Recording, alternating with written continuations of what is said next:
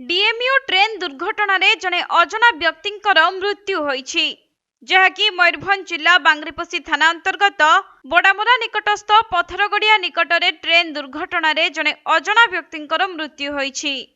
मिलिथिबा सूचना अनुसार आज सकाळ 11टा समय रे बालेश्वररू बांग्रिपोषी आसुथबा डीएमयू लोकल ट्रेन दुर्घटना रे एही व्यक्तिंकर मृत्यु होईछि।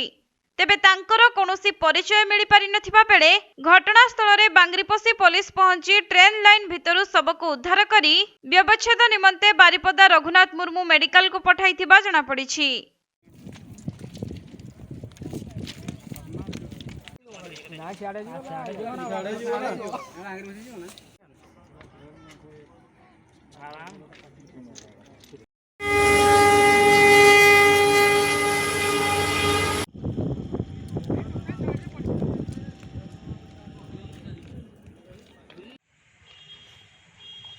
मयूरभंज तपन कुमार दंडपाटंक रिपोर्ट कोणार्क लाइव।